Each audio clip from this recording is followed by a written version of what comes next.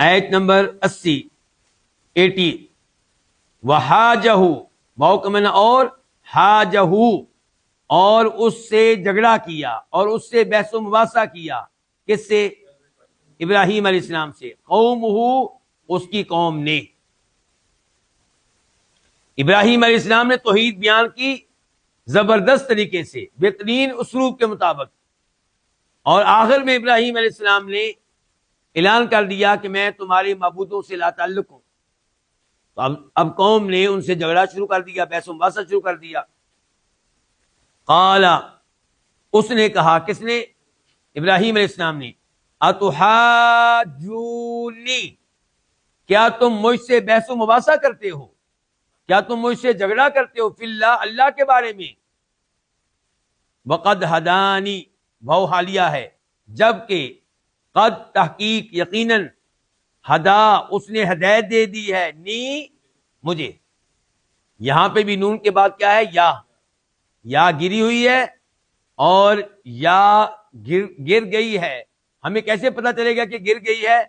نون کے نیچے جو کسرہ ہے, یہ نون اور اس کا کسرہ یہ بتا لیں کہ یہاں پہ کسی زمانے میں یا بھی ہوا کرتی تھی. وقد ہدانی اور یقیناً اس نے جبکہ اس نے یقیناً مجھے ہدایت دی ہے.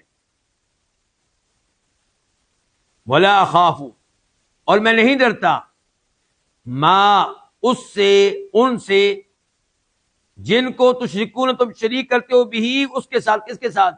اللہ کے ساتھ. الا لیکن مگر ان یشاء ربی یہ کہ چاہے میرے رب شیئن کچھ بھی. واسیہ گھیر لیا, احاطہ کر لیا, ربی میرے رب نے کل شیء ہر چیز کا علم علم کے اعتبار سے, علم کے لحاظ سے. افلا تتذکرون فا کا معنی کیا کریں گے؟ پس. حمزہ کا معنی کیا کریں گے؟ کیا. پس کیا. لا تتذکرون تم نصیحت حاصل نہیں کرتے. اللہ رب العزت نے یہاں پہ تذکرہ کیا ہے کہ ابراہیم علیہ السلام اور ان کی قوم کے مابین توحید و شرک کے موضوع پہ, عقیدے کے موضوع پہ بحث و مباحثے شروع ہو گئے, جھگڑا شروع ہو گیا. جب بھی آپ سچی اور کھری توحید بیان کریں گے مشرکین آپ کا مقابلہ کریں گے اور آپ کو تکلیفیں پہنچائیں گے, آپ کو لاجواب کرنے کی کوشش کریں گے. اگر کوئی دنیا میں ایسا خطیب پایا جاتا ہے جس کے بارے میں لوگ کہتے ہیں کہ اس سے سب راضی ہیں, اس سے سب راضی ہیں, کوئی بھی اس کے اوپر ناراض نہیں ہے, تو پھر جان لیں کہ شاید اس کے اوپر آسمان کا رب راضی نہیں ہے. کیونکہ اس کا مطلب یہ ہے کہ اس نے صحیح معنوں میں کھل کر توحید بیان نہیں کی, اس نے کھل کر شرک سے منع نہیں کیا. یہ کیسے ممکن ہے کہ آپ ان لوگوں کو قبر والوں کی عبادت سے روکیں, قبر کے سامنے جھکنے سے روکیں, قبر والوں کے نام پہ بکرا ذبح کرنے سے روکیں, اور پھر وہ آپ کی مخالفت نہ کریں, پھر وہ آپ کی تعریفیں کریں, پھر وہ آپ کے گلے میں ہار ڈالیں, پھول ڈالیں؟ یہ ممکن نہیں ہے.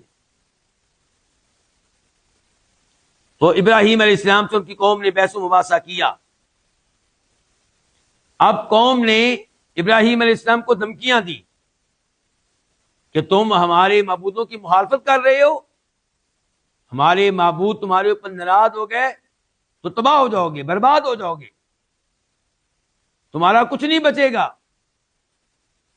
تو اللہ تعالیٰ کہتے ہیں کہ ابراہیم علیہ السلام نے ایک تو یہ بتایا کہ اتحاجونی فی اللہ, مجھے تعجب ہے تمہارے اوپر کہ تم مجھ سے بحث و مباحثہ کر رہے ہو اللہ کے بارے میں.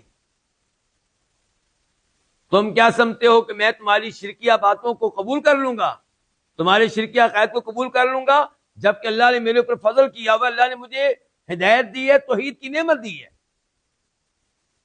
اللہ نے میرے لیے وعدے کر دیا ہے شرک کی برائی کو, شرک کی سنگینی کو, شرک کے ہولناک جرم ہونے کو. تو کیسے ممکن ہے کہ تمہاری باتوں میں آ کر میں اللہ تعالیٰ کے ساتھ اوروں کو شریک کر لوں؟ اور جہاں تک تعلق ہے تمہاری دھمکیوں کا, تو میں نہیں ڈرتا ان سے جن کو تم اللہ تعالیٰ کے ساتھ شریک کرتے ہو. یہ بت بے جان چیزیں جو نفع و نقصان کے مالک نہیں ہیں, جو کسی کے خالق نہیں ہیں، جو کسی کے رازق نہیں ہیں، ان سے میں کیوں ڈروں؟ تو میں نہیں ڈرتا ان سے جن کو تم اللہ تعالیٰ کے ساتھ شریک کرتے ہو، الا ان یشاء ربی شیئا، میں کسی حالت میں بھی نہیں ڈرتا، کسی موقع پہ بھی نہیں ڈرتا، کسی وقت بھی نہیں ڈرتا، لیکن یہ کہ چاہے میرا رب شیئن کچھ بھی، ہاں ایک بات ہے کہ میرا رب اگر چاہے مجھے نقصان پہنچانا، میرا رب اگر چاہے مجھے کسی مصیبت میں مبتلا کرنا تو یہ ممکن ہے، الا یشاء ربی شیئا، میرا رب مجھے کسی نقصان میں مبتلا کر سکتا ہے، کسی ازمائش میں مبتلا کر سکتا ہے، کسی بیماری میں مبتلا کر سکتا ہے، لیکن یہ جن کی تم عبادت کرتے ہو یہ کچھ نہیں کر سکتے۔ اگر میرے اوپر کوئی مصیبت آئے گی تو اللہ کی طرف سے آئے گی۔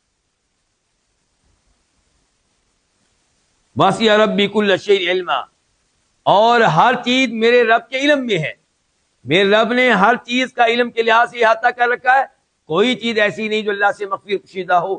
ان اللہ لا يخفى عليه شيء في الارض ولا في السماء، تو وہ ایک ایک چیز کو جانتا ہے، وہ یہ بھی جانتا ہے کہ جن کی تم اللہ کے علاوہ عبادت کرتے ہو یہ اللہ کے شریک بننے کے قابل نہیں ہیں، یہ عبادت کے لائق نہیں ہیں، یہ نفع و نقصان نہیں کر سکتے۔ افلا تذکرون، پس کیا تم نصیحت حاصل نہیں کرتے ان باتوں سے؟ نصیحت حاصل کرو اور ایمان لاؤ۔